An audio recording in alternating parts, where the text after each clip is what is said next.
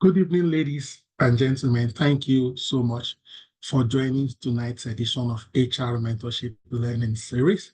Tonight, I'll be teaching, facilitating, leading this conversation, and we'll be speaking around the topic strategic HR.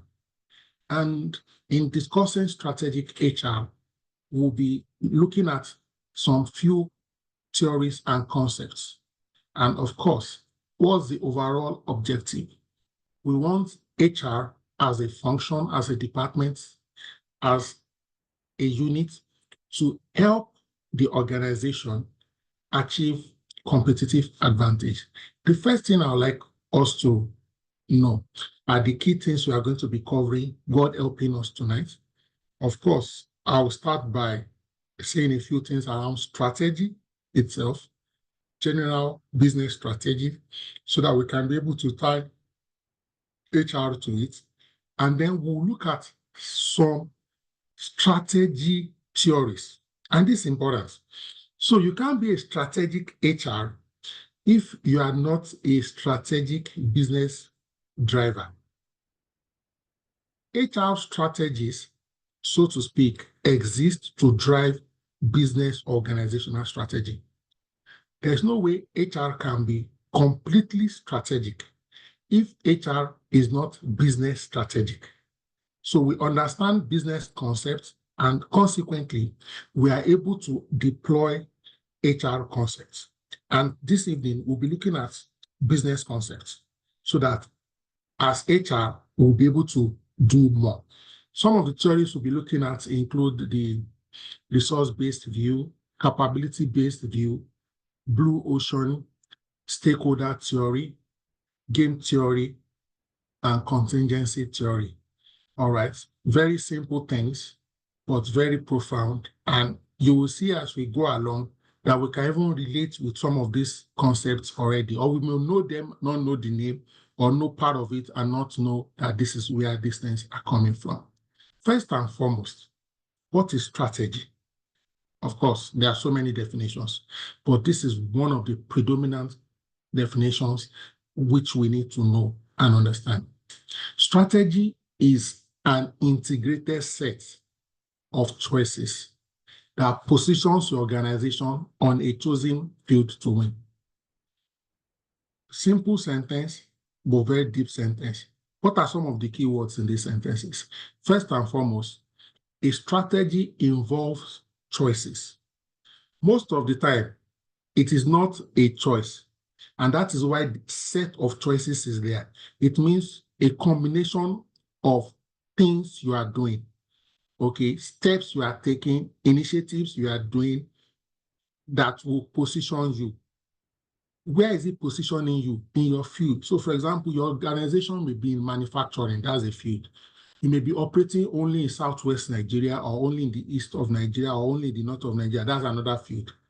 But irrespective of whether you're a national player, a global player, a local player, state player, local government player, you are there to win. So when we come up with strategies, we want to win. We want to win in the what? In the marketplace. Strategy is about achieving differentiation. You want your organization to be different. You want your products and services to be perceived differently by the consumers, by the customers, by the clients, so that they can patronize your product, your services, or get to do business with you. Strategy is about creating value for customers. Strategy is about creating value for employees. Strategy is about creating value for the government. So all in all, strategies are about achieving differentiation through unique choices, creating value for all our stakeholders, all of our stakeholders. Again, I would like us to realize that strategy is about choosing the right fit, knowing the business, knowing the location, the business segment. Are you trying to service a mass market? Are you trying to render service to a niche market? Are you targeting the bottom of the pyramid? Are you targeting the middle class? Are you targeting HNI, high network individual? and so on and so forth. So when you have come up with these concepts, you have defined what you want to do, then you move on to planning, which is about execution. Now, ladies and gentlemen, please pay attention to this and work with me. About the only sustainable advantage that organizations have over other organizations is learning. Organizations that learn, that engage in continuous learning, learning from their mistakes, learning from their success, learning from feedback, learning from customer and clients review, learning by learning. So learning is a key sustainable advantage. And you must learn as a business as much as possible, consistently, faster than your competitors. Now, you will agree with me that HR as a function can help the organization learn. For example, we even have, so to speak, a learning and development unit or function in HR. In addition to this, it's part of HR's job to help create a learning organization or a learning environment. Now, you will agree with me or contemplate that if HR adopts a strategic mindset, they will be able to anticipate industry changes, and they will be able to position the organization, the employees, to make proactive adjustments and shifts. This is very fundamental. Now, we'll be looking at some concepts. Why are we looking at concepts? Why are we looking at theories? Because concept shapes how we think. Then, of course, when you understand the concepts, you can now come up with tools and processes that will help shape your employee and organizational behavior. All right. So I hope we get that. This provides the basic foundation, orientation. I hope we are already getting into the flow. Next, we will now be looking at some of the frameworks or some of the theories, the strategic theories, and then we'll be linking it to HR. All right. The first theory is the VRIN theory, VRIN.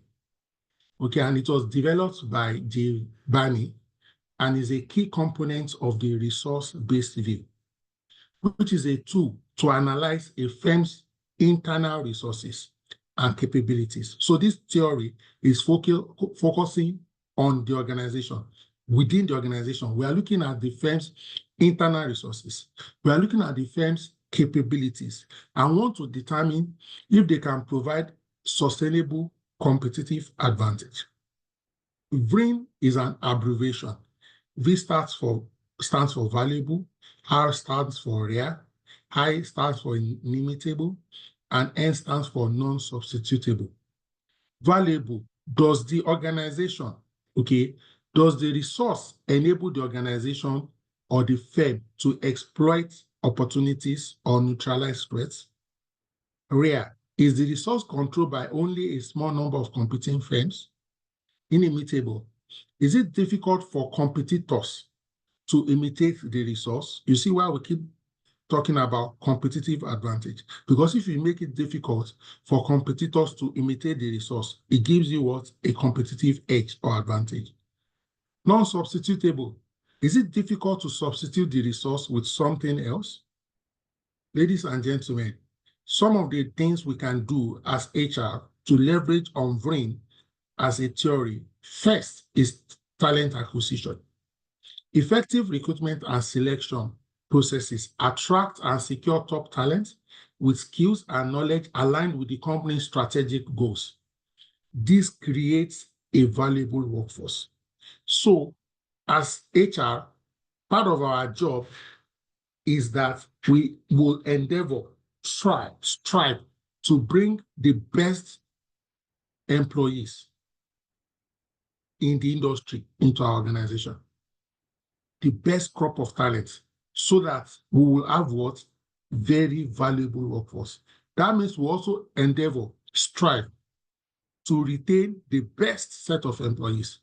Why? We are trying to ensure our organization is valuable, way more valuable relative to other organizations in the industry. Now, you will also agree with me that part of creating valuable employees is through intensive, aggressive training and development. Like we do on HR mentorship. We train so much that some people think is too much. But that's how you create value. We eat every day. We drink water every day. Anything that is worth doing, you do it very frequently. There's a concept called 10,000 hours. That the faster you eat the 10,000 hours, the more prolific you will be, the more talented and you will be, and the better you will have edge, competitive edge over your players, over your competitors, over your colleagues, over your contemporaries. Investing in employee development program enhances skills, programs, knowledge, and what? Motivation. This leads to improved performance and innovation, adding value to organization. Most tier 1 blue chip organizations they spend heavily on training and development, both external training, internal training, on-the-job training. If you work in one, you will testify to what I'm saying. If you have friends and families that work in one, you will know. Again, performance management helps to what? Optimize and drive value. A robust performance management system aligns individual goals with organizational objectives. It provides feedback and identifies area of improvement. This drives what? Productivity. When you use performance management frameworks and tools to drive productivity, what are you doing? You are driving value creation. Next, we are talking about VRIN. V stands for what? Value. R stands for REA. So how can we apply VRIN to achieve REA HR capabilities? One key thing is unique organizational culture. You know, some HR department now even bear names like people and culture. It shows how fundamental culture is in this age and time and space. A positive, strong, and distinct culture can be a rare and valuable resource. Do you know why? Culture is not very easy to duplicate. You know, if you deploy a new technology or software or something, competition can relatively readily, they can raise the funds, buy it. But guess what? A culture is very difficult to imitate. It can foster employee engagement, loyalty, and attract top talent. So when, as an organization, as HR, we intentionally foster positive workplace culture, it will provide area capabilities. Next is exceptional leadership. I'm not talking about bosses that shout, that speak down at people, and so on and so forth. Some people think it's the shouting that delivers the result. If you provide exceptional leadership, leaders who inspire, who motivate and develop their teams, you will discover that this crop of people are relatively what? Rare. And they will drive performance and create a competitive advantage. Next is a high employee engagement. A highly engaged workforce is also very rare and very valuable. You will be shocked at the number of disengaged employees or employees that are just there in different organizations. As HR, if you can be intentional, if you can be deliberate to drive the engagement level of your employee, you will have rare capabilities. Engaged employees are what? More productive, innovative, and committed to what? Organizational success. They will have whatever it takes attitude. Next is inimitable. V stands for valuable, R stands for rare, I stands for what? Inimitable. Now, things like social complexities, positive relationships, trust, teamwork within an organization are difficult to replicate. These social complexities contribute to a unique and inimitable work environment. So you need to drive positive relationship. You need to drive trust. You need to be intentional, deliberate with creating teamwork within the different teams, within the different departments. Okay, ladies and gentlemen, you also need to, when the link between HR practice and firm performance is unclear, it becomes difficult for competitors to replicate successful strategies. Okay, and that's why you need a collection of practices, all well articulated and deliberate. Again, moving ahead there, when we talk about N in VRIN, the N, which is the last alphabet, stands for non-substitutable capabilities. Things like employee knowledge and skills, highly specialized skills and knowledge possessed by employees can be difficult to substitute. And that's one of the reasons why many organizations go all out to poach. Why do they want to poach? The employee already has it. They will now, for example, double their salary rather than try to go and build it from the scratch.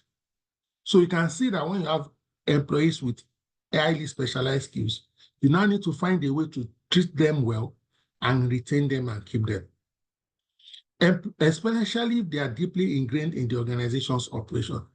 I've, of course, mentioned organization learning earlier. It also helps in creating non-substitutable capabilities. So you see that some of these things are overlapping. Now, let's move to the next theory very quickly. And we'll be talking about capability-based view, CBV for short. Capability-based view is a strategic framework that does what? Emphasizes the importance of an organizational capability in achieving competitive advantage. Okay, and the theory states that the unique capabilities of the organization, which includes the skills, knowledge, resources, are what is critical and crucial for success. And this perspective shifts the focus from merely managing resources to developing and leveraging capabilities that can drive performance and what? Innovation. All right. And this view can transform how organizations manage their workforce and align HR practices with overall business strategy. Now, let's quickly run through some of the application of the capability-based view from an HR perspective. Again, you will see some repetitions. It's intentional. And so I'll be faster and swifter when we are repeating a point versus when I'm talking about it for the first time. Now, you need to identify your core capabilities. Okay, you need to align HR practices with what? Organizational strategy. You need to foster a culture of continuous improvement. You need to ensure that you utilize technology for capability what? Enhancements. Then you need to measure capability development. Don't forget, we are talking about capability-based view here. Now, with respect to core capabilities, we are looking at talent acquisition, recognizing the skills and competence needed for the future growth of the organization. We're also talking about leadership development, which is about, for example, succession planning, preparing future leaders who can drive organizational capabilities. So you don't wait till the future, you start now across all the levels. And you will see why a few days ago, I took time to detail succession planning. So if you missed that session, please go and watch it on the YouTube channel, Oluyemi Adeosun. You also need to be involved in strategic workforce planning, assessing current workforce capabilities, and then forecasting future needs based on strategic goals of the organization, of the business. Then we mentioned performance management, implementing performance metrics that reflect the organization's capability goals, promoting knowledge sharing, creating platforms for employees to share insights and best practice. So, for example, the typical weekly meetings, part of the meetings, in addition to just sharing updates and challenges around work, could also be deployed towards sharing insights and best practice. Then you need to drive and support employee engagement in decision-making process to leverage on their insights and also on their expertise. Okay, HR analytics, that's one of the in-things topics now. Learning management systems, all these web-based applications, virtual learning, and so on and so forth. And of course, feedback mechanism. Now, let's move to the third point, the third theory, which is blue ocean strategy. Blue ocean strategy. And what is blue ocean strategy?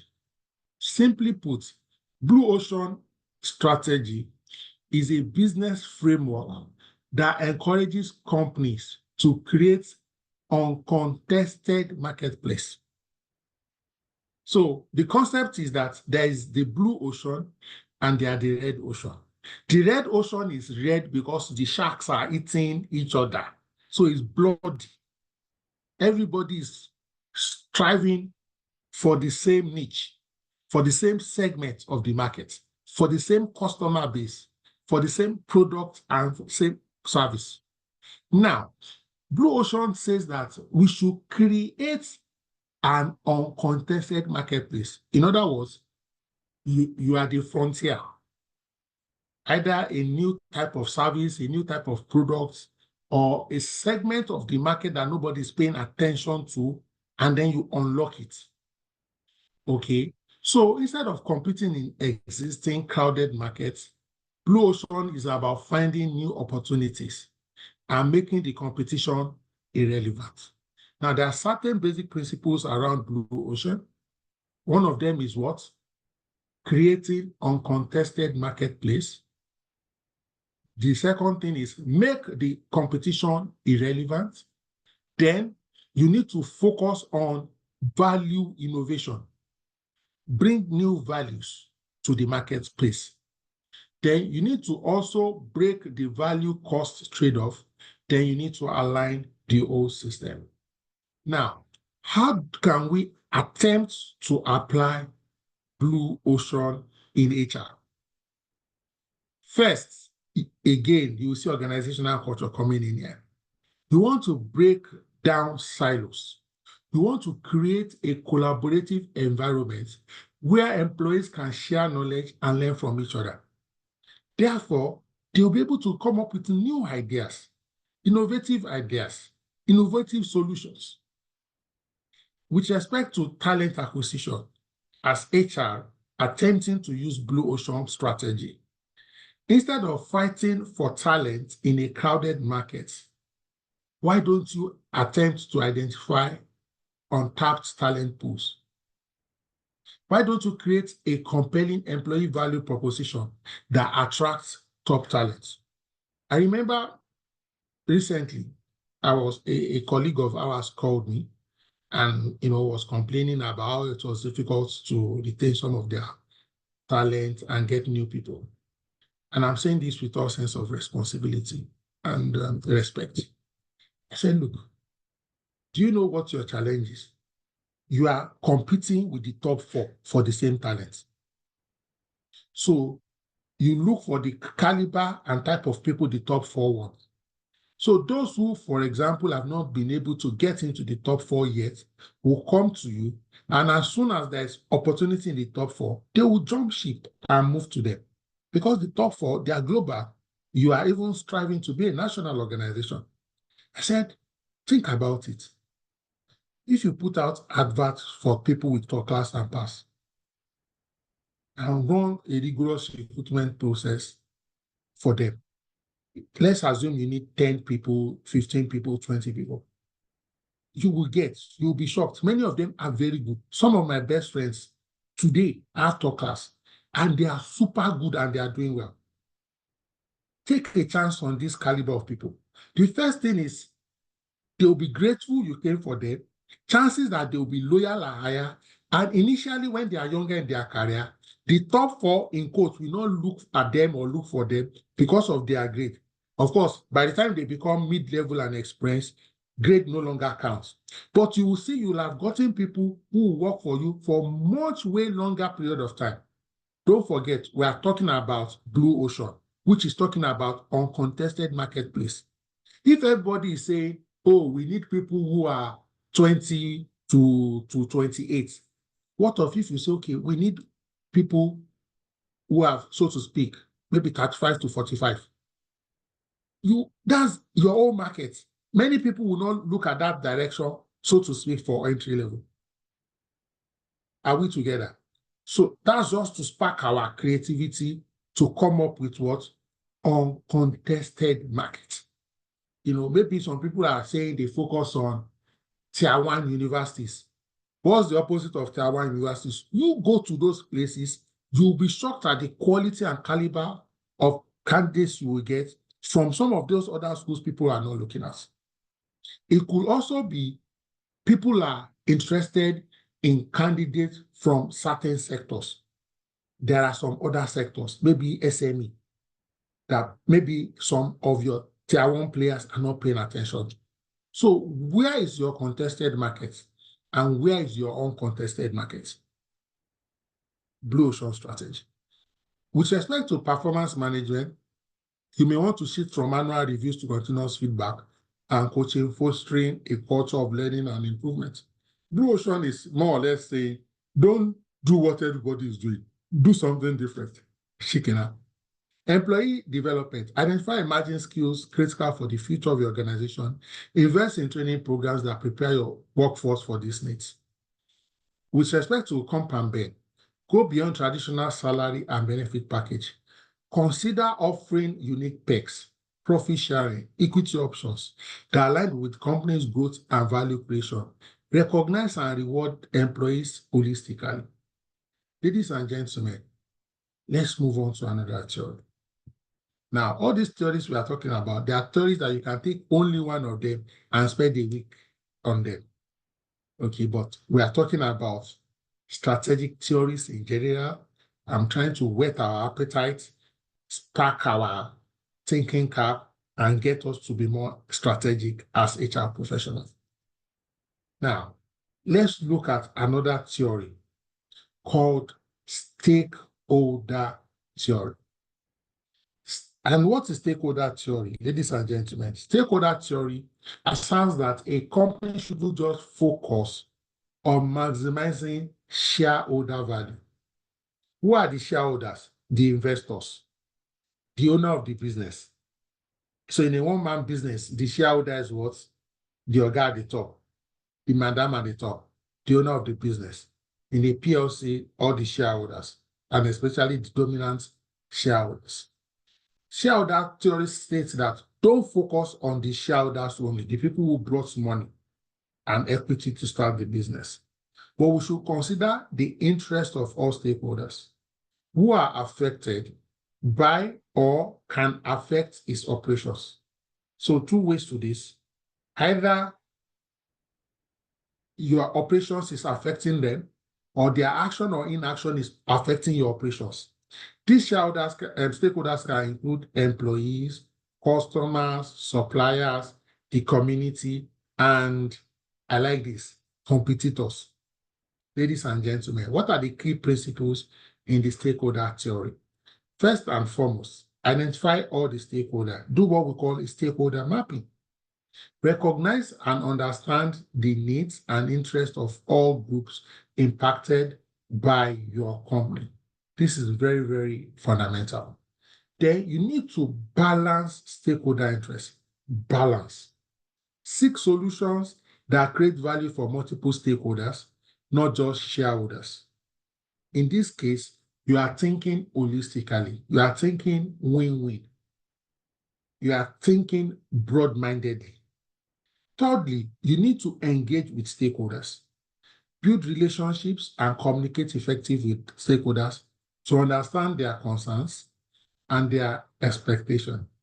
Last but not the least, but probably the most important or very important, you need to think long-term.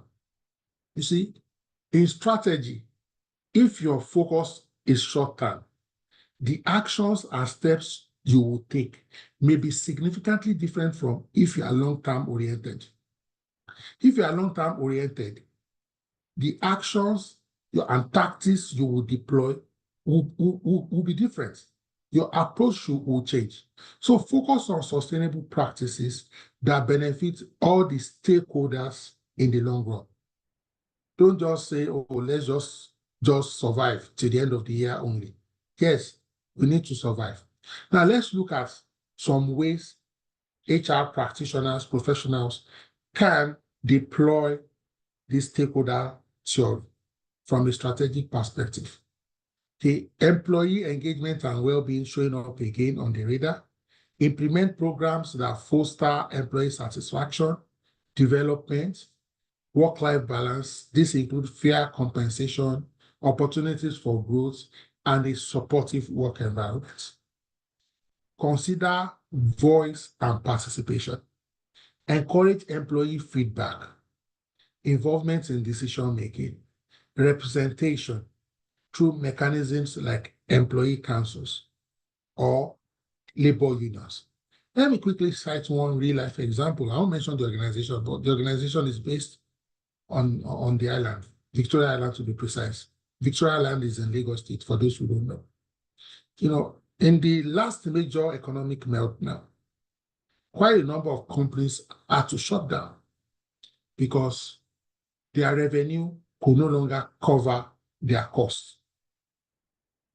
This organization was even struggling to meet its obligations and pay salary as a vendor.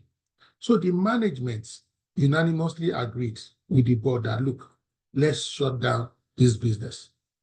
But before we do that, let's lay off maybe like 50% of the workforce. Maybe we'll be able to survive. If not, then we'll shut down completely. They now called what we, town hall meeting, where you call all staff for a meeting in the evening to discuss the situation and the scenario and the actions and steps they were about to take, which is about downsizing to a tune of 40 to 50%. After they did that, one of the staff members raised up his hand. He now told the management and board members that came for the party to say, please, can you give we staff like 30 minutes to discuss? Then you can come back and then we engage. So they gave the staff some time to discuss. Guess what the staff discussed? The staff discussed that, wait, if they want to sack people, what will happen? Maybe if the salary in a month is 10 million naira, this is hypothetical now, even though the scenario is real, the figure is hypothetical. If they were paying 10 million naira in a month as salary, and they lay off 40 to 50% of the people, maybe the salary will now drop to 5 million naira. Okay, rather than sack people, cut everybody's salary proportionately, that you will now achieve a monthly salary of 5 million naira. That way, nobody loses their job. The staff unanimously agreed to that. So the management team comes back, the board representatives joins them, and the staff told them their proposition. The management didn't think about that possibility, but they agreed. Cut long story short, they didn't sack anybody. They took a pay cut. By 2 years after, not only have things improved significantly, the pay cut that was effected, the company was now even able to pay all the arrears over a period of 1 year. By the third year, and the company continued to grow. Guess what?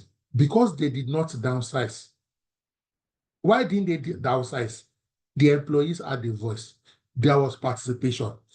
They needed to cut wages. They were able to cut it.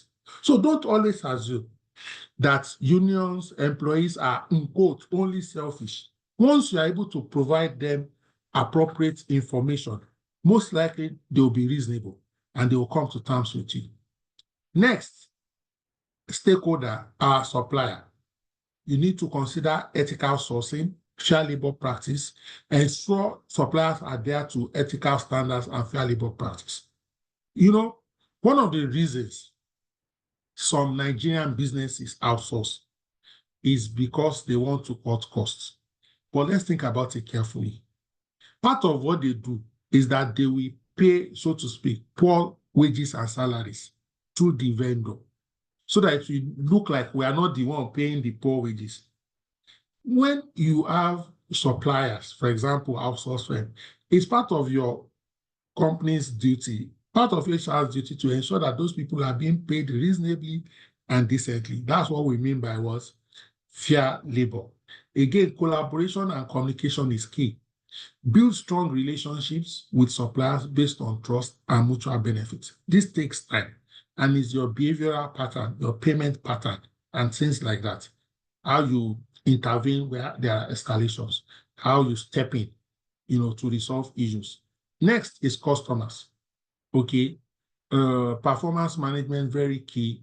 Your investors, be transparent and accountable, engage with them, communicate clearly about the company's performance from the HR position, let them know, provide data, provide insights from the analytics. Okay. Look at ways to create sustainable value, demonstrate how the stakeholder focused practice contribute to what long term, and so on and so forth. Next, we move to game theory. If you did the courses in business administration, or you did a master's in business administration or operational research, some of these things, you'll have come across some of these concepts. In game theory, so I know some of us don't like maths, but I joke that all of us like maths. If you don't like maths, if you buy something with cash and they give you the wrong change, you will know. If you don't know when they give you the wrong change, then you truly don't like maths. But anytime they give you a wrong change, say, no, this change is not complete, then you like maths and you know maths.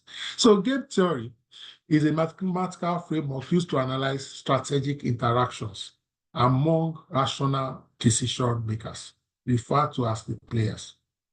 Okay, it provides insight into how individuals or organizations, or both of them, make decisions when the outcome depends not only on their action, but also on the actions of others. The fundamental goal is to determine optimal strategies that maximizes payoffs for each player involved in the game. So the players now are the stakeholders. Okay, we have different types. The first one, we have the cooperative versus non-cooperative.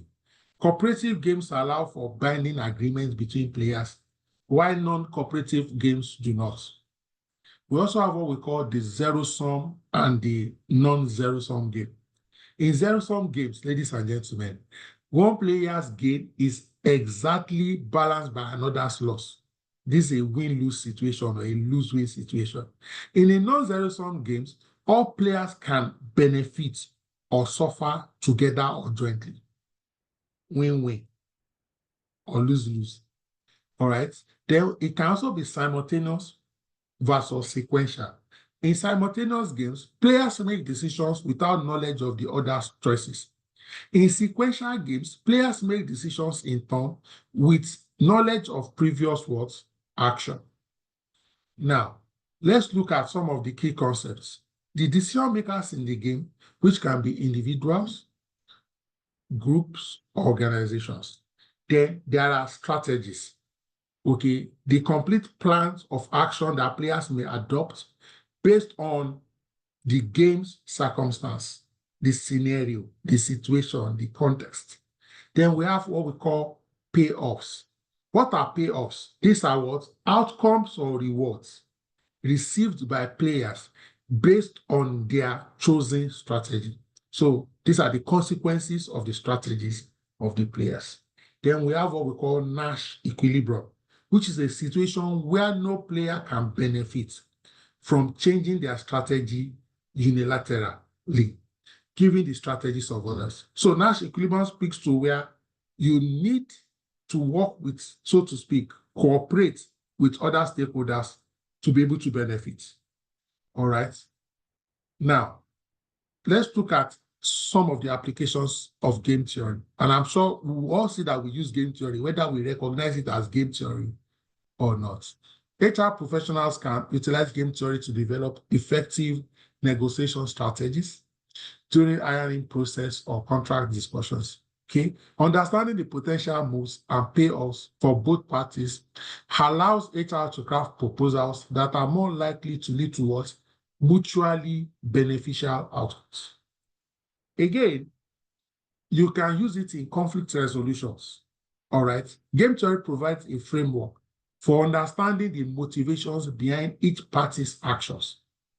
By analyzing the potential strategies and payoffs involved, HR can facilitate more effective conflict resolution processes that aligns in the interest of what? All parties. In succession planning, for example, game theory helps HR assess potential candidates' motivations and strategic behaviors within the organization. Understanding how different candidates may react or respond to various opportunities allows HR to make informed decisions, okay, about leadership development and also placement. Then, in performance management, game theory can inform performance management systems by analyzing how employees respond to different incentive structures. For instance, using a non-zero-sum approach can encourage collaboration among employees rather than competition. Remember Nash equilibrium, all right? Fostering a cooperative work environment that enhances overall productivity. So, for example, in Compound Ben, when you have incentive that is team-based, so you have one that is strictly based on your efforts, then there's something that if your team as a group achieves something, you get. Then if the organization achieves certain profit targets, you also get. You are using game theory already.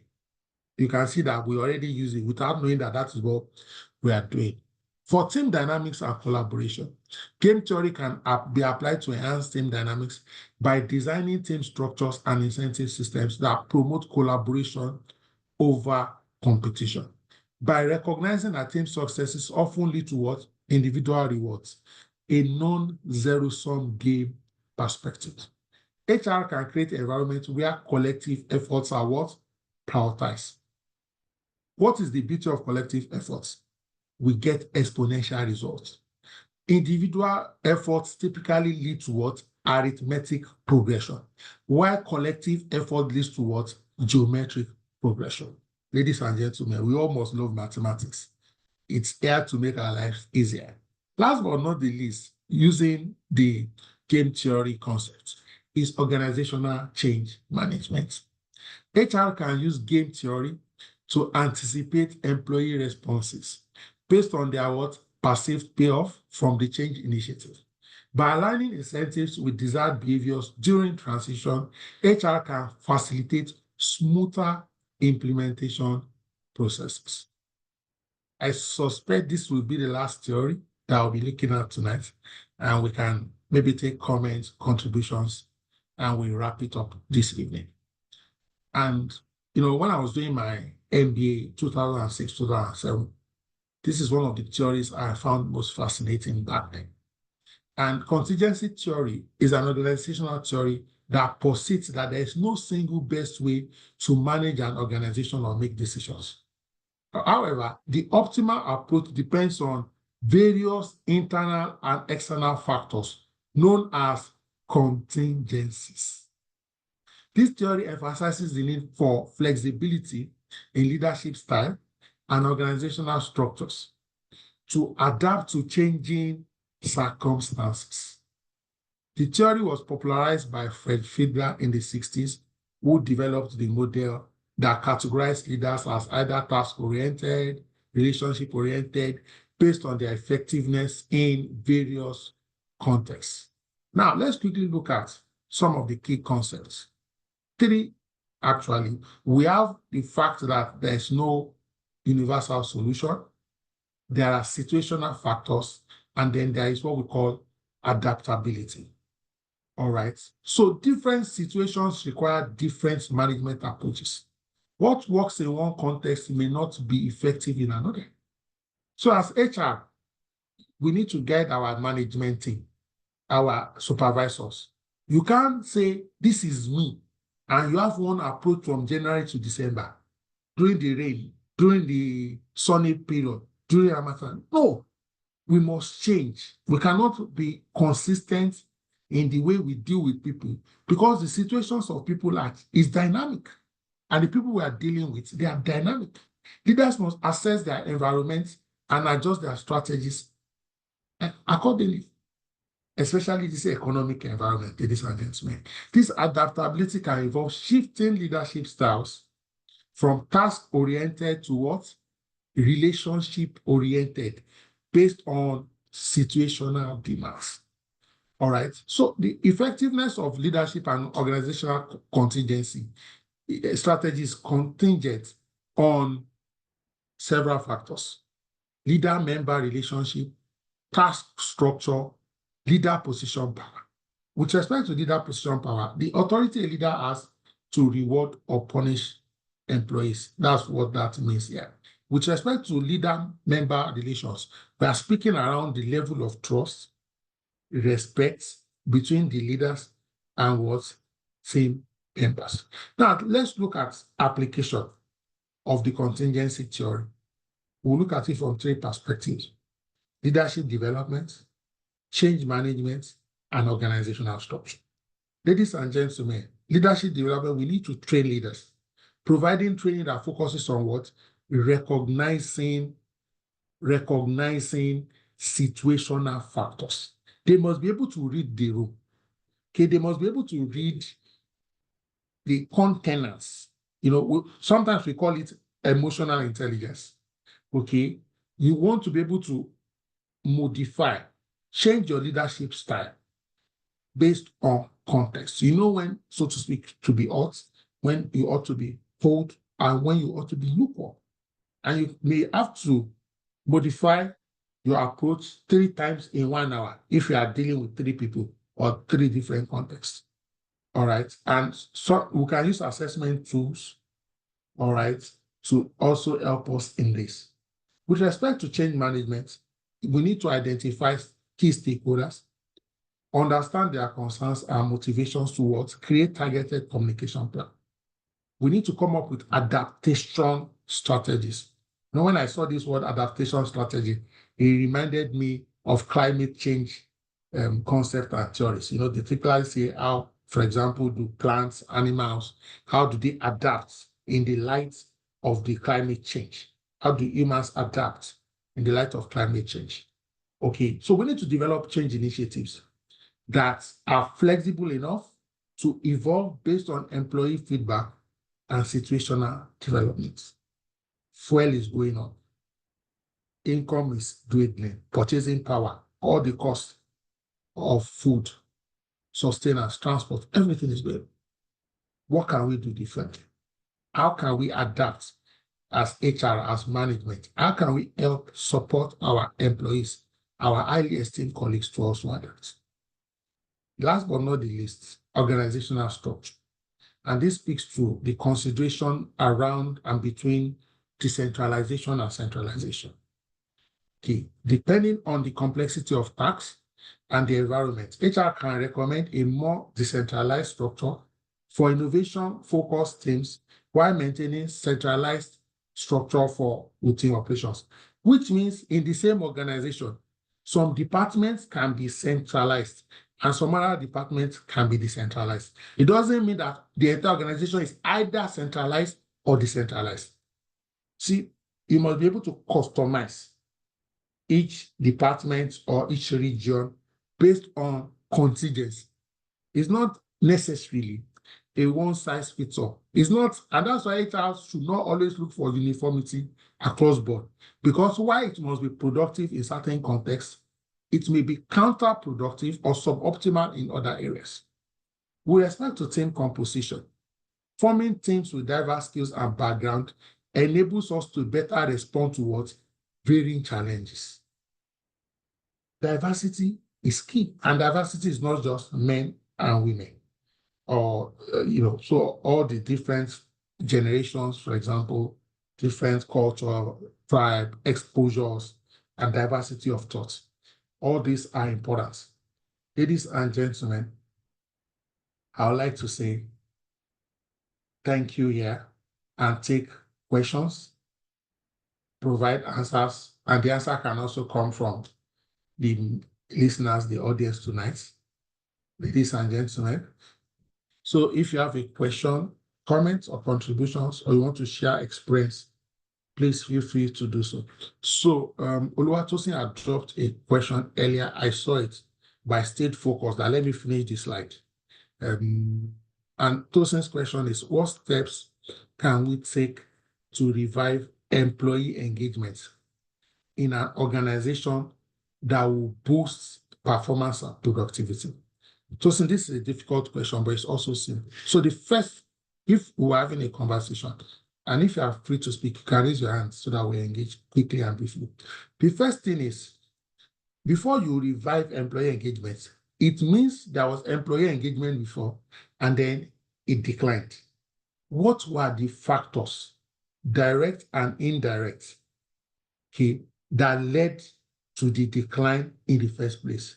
The reason is if we know what they are, then it will be easy for us to change certain things.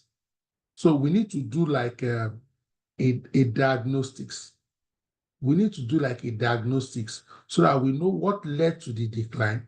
Once we get what led to the decline, then we can, by default, by substitution, eliminate those things and include and change those things. And that's one of the reasons why one of the fundamental drivers of employee engagement is employee surveys, pulse surveys, or town hall sessions, or focus groups, or giving employees voice so that they can speak.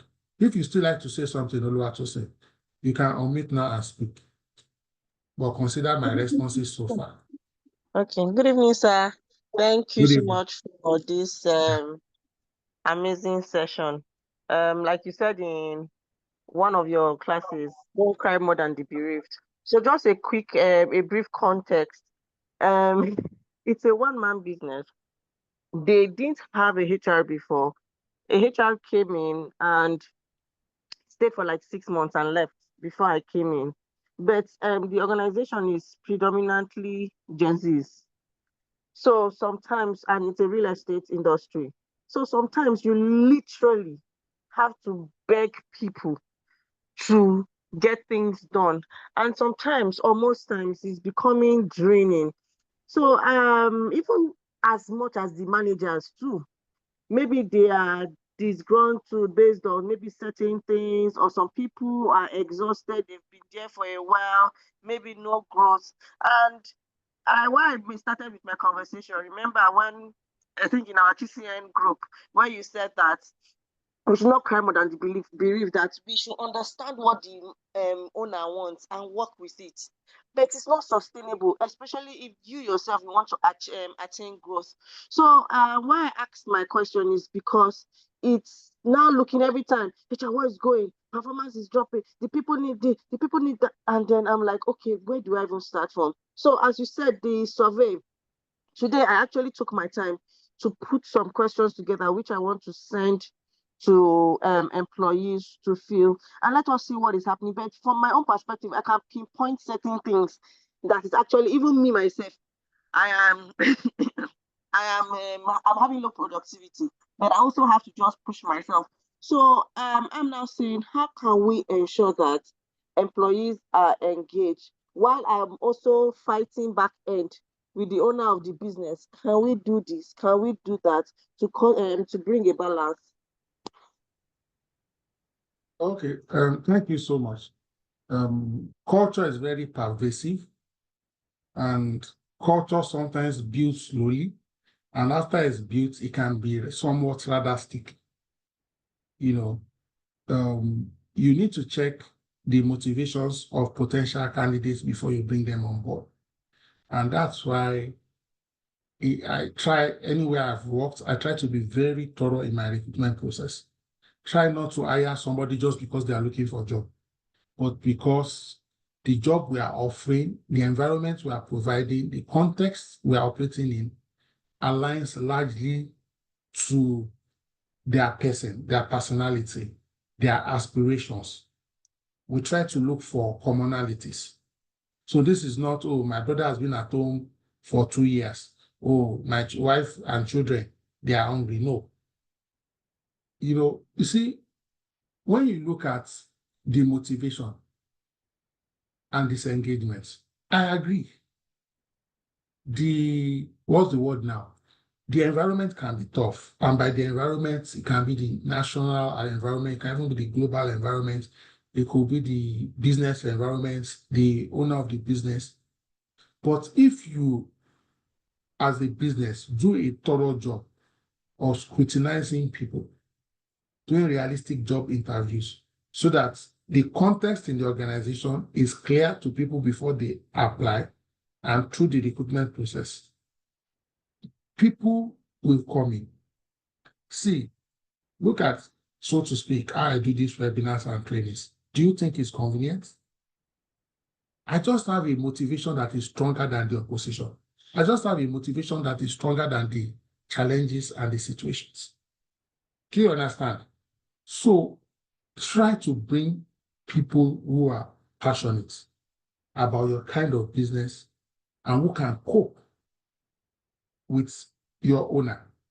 Two, try and also, if you can, send your owner. We have owner manager program where I work. Send them to a great business school. Let them go and learn. However, you to try. You are not a bulldozer. Move to an organization whose culture and values and ethos align with what you stand for, so that you won't die prematurely. And the journey is still far. All right. I hope I've been somewhat helpful. Let me just take some of the questions. So if you have a question or you want to speak, raise your hands. If you don't, I'll quickly respond to all the questions here, and then I can take a bow and go and rest. Thank you so much, everyone, for your comments. So let me quickly take this question here. Somebody is saying, how do you match game theory and contingency theory for optimal performance and collaboration in an organization with diversity? First and foremost, you don't need to match anything. Okay. If you started this journey with us today, you will see, what's the word now? Interfaces. You will see that all the theories have things that cut across them. So just pick the basic concepts that work for you. Don't be bothered whether you're merging 5 theories or merging 1 theory. Okay. The contingency theory is saying that, what is the situation now? Do you need to be tough-handed or soft-handed, or to be mild-handed, whatever? So look for what, do a proper organizational diagnostics. Profile your different categories of employees, your department, and so on and so forth. And then deploy what works right now. In 3 months' time, things might have changed in some of the locations with some of the employees, and you change again what you are applying. We are talking about flexibility. We are talking about what? Adaptability. One of the most important things is game theory. Remember, win-win. All right. Avoid zero-sum game.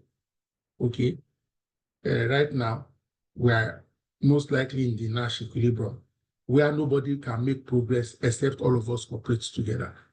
Okay. So don't be fixated on the semantics. Rebecca says here, what do you do when you have a manager who takes decision without consulting the management team?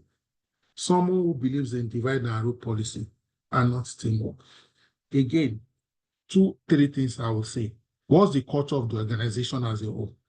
Did you do proper onboarding? Did you do proper orientation? Okay. Again, what's your consequence management like? So if people, I believe in delegation, but delegation also has thresholds, because where you're supposed to consult, and there's something I'll probably talk about one day, the RASI framework, who is responsible, who is accountable, who should be consulted, and who should be informed. Okay. There's also what we call obligor limits, or delegation of authority, DOA. So if you don't have a documented framework for what you need management approval, CEO's approval, and this person is behaving anyhow, and this anyhowness is hurting the department, the business, okay, this is an opportunity for you to come up with a framework for this and get management to endorse and approve it, or board, as the case may be. There's a saying that where there's no law, there's no sin. So maybe this guy is doing what he knows how to do. It may not necessarily be your culture, but there's no law against it. So create a policy guideline, get the necessary stakeholders to approve it, engage with this gentleman, one-on-one, or let your CEO or your COO or any top level official that has understanding and can relate and engage with it. If you need to issue him a query once or twice, let the appropriate authority do it. Let there be consequences. Provide coaching and counseling for him. Otherwise, you'll be creating precedents that may not be sustainable and may not be in the interest of everybody.